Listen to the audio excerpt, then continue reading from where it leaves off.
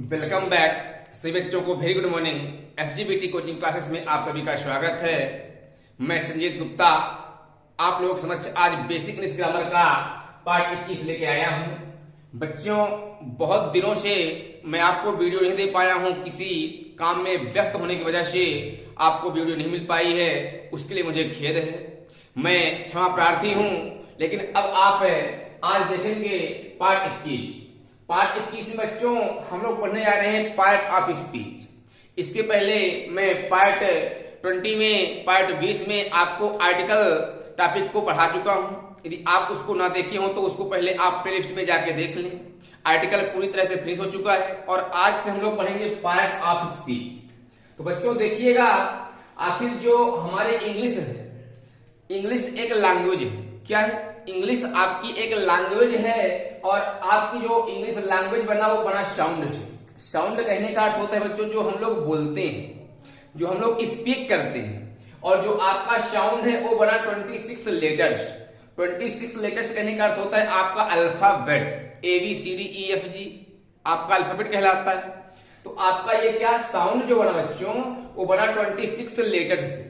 ठीक है, आपका जो 26 लेटर्स है उससे आपका बना वर्ड, क्या चीज बना? आपका वर्ड बना। हम कहते हैं आपका यदि 26 लेटर्स ABCD की यदि बच्चों बात करूं तो आपको पता है कि जब इन्हीं लेटर को हम लोग मिला देते हैं तो आपका वर्ड बन जाता है, आपका शब्द बन जाता है। हम कहते हैं आप यदि इस अल्फाबेट से R को उठा लें, A को उठा लें और आप M उठा लें तो आपका एक वर्ड तैयार हुआ और लिख गया क्या? राम। ठीक बच्चों, तो क्या लिखा? 26 लेटर्स से आपका बना क्या? वर्ड। और इन्हीं वर्ड को बच्चों आप ध्यान रखिएगा, इन्हीं वर्ड को कहते हैं part of speech. Part of speech में हम लोग वर्ड ही पढ़ते हैं, शब्द ही पढ़ते हैं। ठीक है ना? तो सबसे पहले तो आज हम आप लोगों को ये बताएंगे कि आखिर पार्ट ऑफ स्पीच कहते किसे, पार्ट ऑफ स्पीच की परिभाषा क्या है, इसकी डिफिनेशन क्या है। तो बच्चों आप ध्यान समझिएगा, यहां पे लिखा है पार्ट ऑफ स्पीच। शब्दों को वाक्यों में उनके कार्य के अनुसार विभिन्न भागों या वर्गों में विभाजित किया गया है। इनमें से प्रत्येक भाग को पार्ट ऑफ स्पीच कहते हैं। ठीक बच्चों, आप इसकी डिफिनेशन देख लीजिए। Words are divided into various part of clauses according to the function they do in a sentence, each among them is called part of speech. ठीक बच्चों, the part of speech are 8 in number। जो आपके part of speech का number होता है, जो part of speech की संख्या होती है, तो आप भी जानते हैं कि पार्ट ऑफ स्पीच के 8 भाग माने गए हैं। ठीक है बच्चों, तो आप आज ध्यान रखें कि पार्ट ऑफ स्पीच की आप परिभाषा नोट करें, डिफिनेशन नोट करें, हमारा जो पार्ट ऑफ स्पीच है वो कैसे बना, कहां से आया, आपको ये जानकारी हम दे दिए हैं। बच्चों आप इसको अच्छे से नोट कर लें, फिर हम इसके आगे बढ़ेंगे। ठीक बच्चों, आप इसे नोट करें।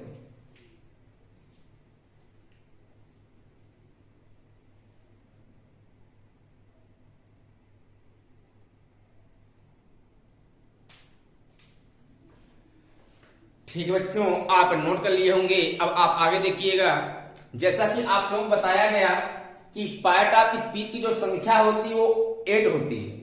जो आपकी पार्ट ऑफ स्पीच की संख्या है वो 8 होती है। और आपके सामने लिखा है, सबसे पहले आपका है नाउन।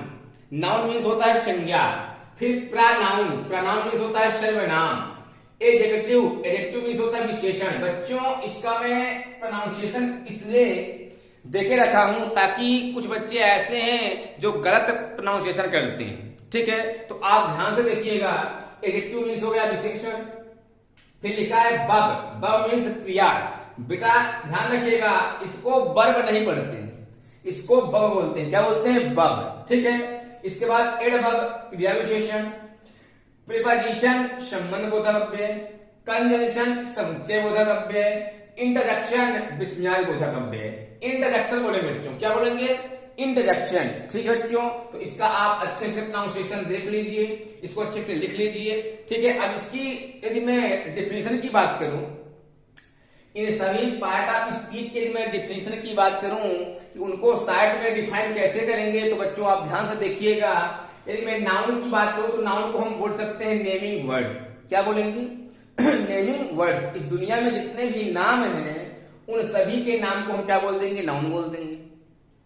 यदि मैं प्रोनाउन की बात करूं तो रिप्लेस अ नाउन, जो संज्ञा के बदले में प्रयोग किया जाता है उन सभी वर्ड्स को, उन सभी शब्दों को हम लोग प्रोनाउन बोलते हैं, सर्वनाम बोलते हैं।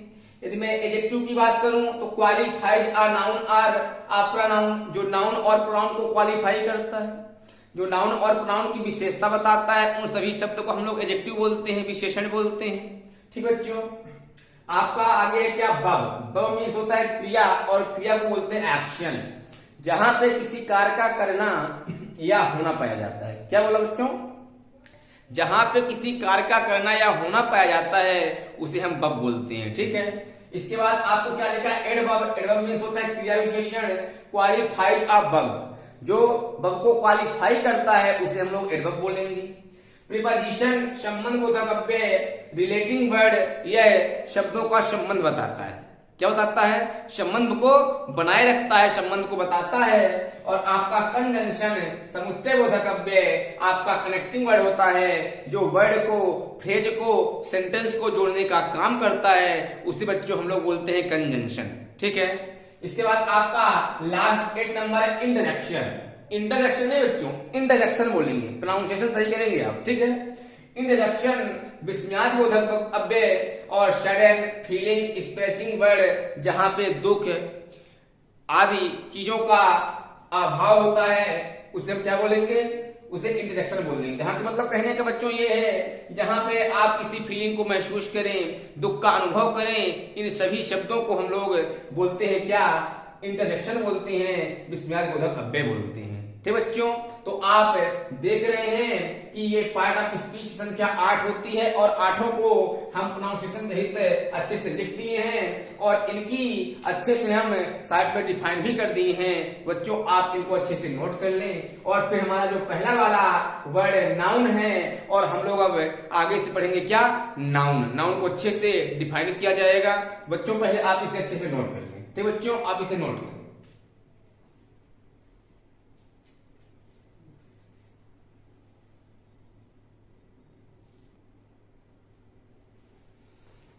ठीक बच्चों, तो आप नोट कर लिए। अब आप आगे देखिए कि सबसे पहला जो था आपका वो नाउन था, और नाउन कहने का होता है क्या? संज्ञा। तो सबसे पहले तो बच्चों आप ये नोट करें कि आखिर नाउन को पढ़ने से पहले हमें ये जानना होगा कि आखिर हम लोग नाउन पढ़ क्यों रहे हैं, नाउन पढ़ने का प्रॉफिट क्या है, नाउन पढ़ने के फायदे क्या हैं, नाउन पढ़ते क्यों हैं। सबसे पहले तो हमें ये जानना है, और आप ये समझिए कि आखिर हम लोग नाउन पढ़ते क्यों हैं। ठीक है बच्चों, तो देखिए आप ये ध्यान रखें कि आपके इंग्लिश में, आपके अंग्रेजी में बच्चों 3 पार्ट होते हैं। चाहे दुनिया का कितना भी बड़ा सेंटेंस आप ले लें, सिर्फ 3 ही पार्ट होते हैं, और वो है सब्जेक्ट, वर्ब और ऑब्जेक्ट, या फिर आप बोलेंगे अदर वर्ड। क्या बोलेंगे? OW कहने का होता है अदर वर्ड। ठीक है बच्चों, तो आपका सब्जेक्ट होगा, वर्ब होगा, और ऑब्जेक्ट या अदर वर्ड होगा। तो आप ये ध्यान रखें बच्चों कि कभी भी यदि आपके नाउन से कॉमन एरर का कोई भी क्वेश्चन आता है तो आपको नाउन बच्चों या तो यहां पे मिलेगा, या तो फिर बच्चों आपको नाउन यहां पे मिलेगा, या तो सब्जेक्ट के स्थान पे नाउन हो सकता है, या तो फिर ऑब्जेक्ट के स्थान पे नाउन हो सकता है, अदर वर्ड के स्थान पे नाउन हो सकता है। अब आपको यहाँ पे तो नाउन मिलेगा नहीं। यदि यहाँ पे आप नाउन सर्च करेंगे तो आप ये ध्यान रखिए, ये तो वर्ब का सेक्शन है, यहाँ पे आपको हेल्पिंग वर्ब या मेन वर्ब भी मिलेगा। ठीक है ना? तो बच्चों कभी भी यदि नाउन का कोई भी क्वेश्चन आता है, नाउन से कॉमन एरर्स आते हैं, तो आप ये ध्यान रखें कि या तो आप यहाँ पे सर्च करेंगे, या तो फिर आप यहाँ पे सर्च करेंगे। यहाँ पे तो आपको नाउन मिलेगा नहीं, क्योंकि ये तो वर्ब का सेक्शन है। ठीक बच्चों, तो इसलिए सबसे पहले आपको यही जानना होगा कि आखिर नाउन हम लोग पढ़ते क्यों हैं, नाउन पढ़ने का क्या फायदा है। तो क्या लिखे बच्चों कि what are essential things for being subject और ऑब्जेक्ट। सब्जेक्ट और ऑब्जेक्ट होने के लिए जो महत्वपूर्ण चीजें हैं वो क्या क्या होती हैं। ठीक बच्चों, क्यों? क्योंकि जो आपका नाउन होता है बच्चों, यह सेंटेंस का मालिक होता है। क्या होता है? यह सेंटेंस का एक मालिक होता है, और आप लोग आज पढ़ेंगे क्या, नाउन। ठीक है बच्चों, तो आप इसको भी अच्छे से नोट कर लें, फिर हम इसके आगे बढ़ेंगे। ठीक बच्चों, तो आप इसको नोट करें।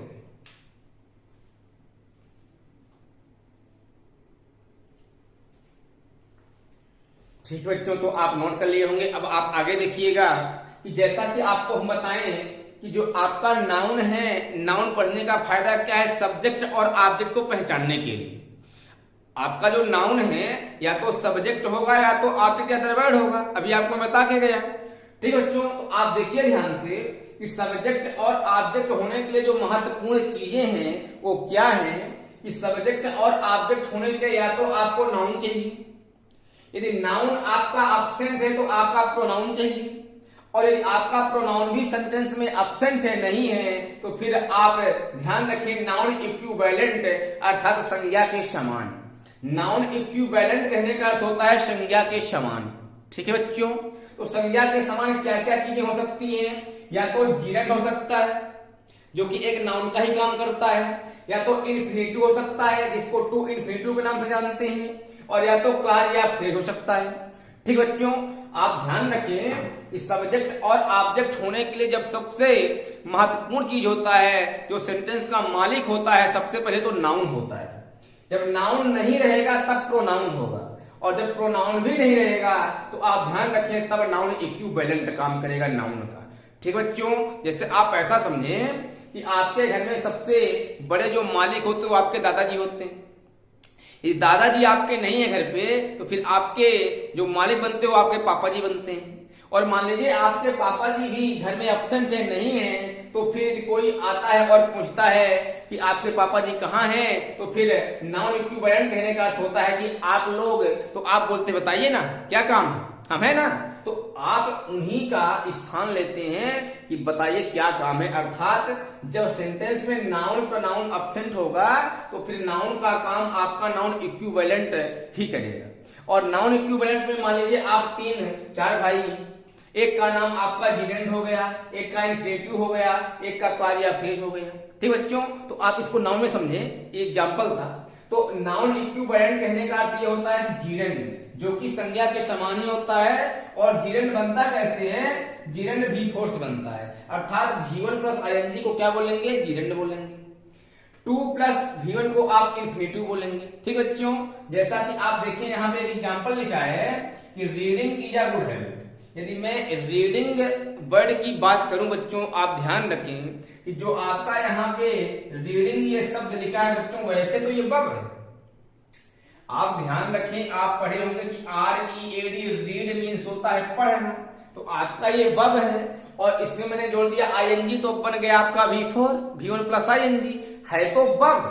ठीक है ना, क्योंकि आपके नीचे एक एग्जांपल में और देके रखा हूं कि ही इज रीडिंग, वह पढ़ रहा है, तो यहां भी रीडिंग है बच्चों और यहां भी रीडिंग है। रीडिंग दोनों स्थान पे है, लेकिन जो आपका ये वाला रीडिंग है तो आप ध्यान रखें बच्चों, आपका ये वर्ब है।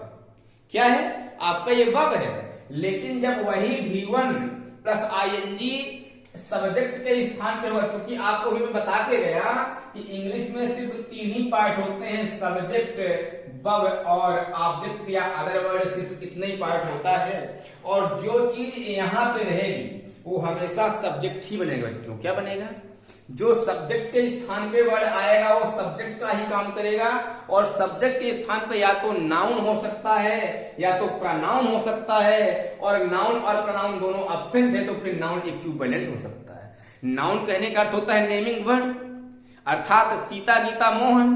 प्रोनाउन कहने का अर्थ होता है जो नाउन के बदले में प्रयोग किया जाए, अर्थात ही सी इट आई भी यूज है, आपका ये प्रोनाउन कहलाएगा। ठीक है, और नाउन प्रोनाउन दोनों यदि एब्सेंट है तो फिर नाउन इक्विवेलेंट वही चीज है, आपका जीरेंड है नाउन ही। V1 प्लस ING होता वर्ब जरूर है, लेकिन आप ध्यान रखें जब यह सब्जेक्ट के स्थान पे आ गया बच्चों तो वह नाउन है। और कौन सा नाउन है, आपका जीरेंड नाउन है। कौन सा नाउन है, जीरेंड नाउन है। ठीक बच्चों, तो आप ये ध्यान रखें कि वही रीडिंग शब्द जब यहाँ पे आ गया, reading is a good habit, पढ़ना एक अच्छी आदत है, तो वही यहाँ पे रीड शब्द आपका नाउन का काम किया, और वही यहाँ पे रीडिंग शब्द आपका वर्ब का काम किया। ठीक बच्चों, स्थान का फर्क है। जैसे आप आगे देखें 2 + V1 इन्फिनेटिव को देख लीजिए, यहाँ पे लिखा है आई गो वॉक। आई गो वॉक, वॉक मीन्स आपका टहलना और गो मीन्स जाना, ये दोनों आपकी वर्ब है, ये भी आपका वर्ब है, ये भी आपका वर्ब है, जो कि ये पूरी तरह से आपका रॉन्ग है, ये आपका गलत है, रॉन्ग है। क्यों? क्योंकि दो वर्ब इकट्ठा ऐसे संभव नहीं कर सकते हम, ठीक है। तो जब हम इस गो के आगे टू लगा दिए, अर्थात इस वाक को मैं क्या बना दिया, नाउन बना दिया। अभी तो ऊपर यहाँ पे वाक ये वर्ब था, लेकिन जैसे ही मैं इसके साथ में टू लगाया वैसे ये नाउन बन गया, और जब नाउन बन गया तो ये यहाँ पे ऑब्जेक्ट का काम किया, अब यह वर्ब का काम नहीं किया, ठीक है।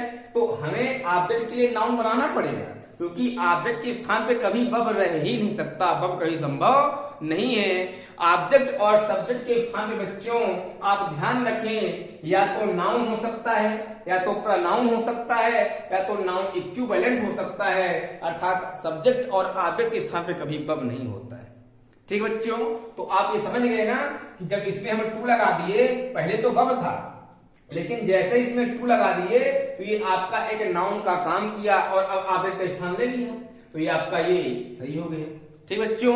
आपका क्लास या phrase old man is coming here, आपका ओल्ड मैन आपका एक क्लास कहलाएगा, जो सेंटेंस का पार्ट होता है, ठीक बच्चों। तो यहाँ पे आप कई एग्जांपल दे सकते हैं। Smoking is injurious to health, smoke means होता है धूमपान करना। जब आप स्मोक को लिखेंगे तो वह तो वर्ब है, लेकिन जब वही स्मोक सब्जेक्ट का स्थान ले लेता है तो वह नाउन बन जाता है, और कौन सा नाउन, जेंडर नाउन, ठीक बच्चों। तो आप ध्यान से इसको अच्छे से नोट कर लें, फिर हम इसके आगे बढ़ें कि आखिर नाउन की डिफिनेशन क्या होती है, नाउन की परिभाषा क्या होती है, नाउन को कैसे हम लोग पढ़ेंगे, इसके आगे हम लोग देखेंगे। तो पहले आप बच्चों इसको अच्छे से नोट करें, ठीक है।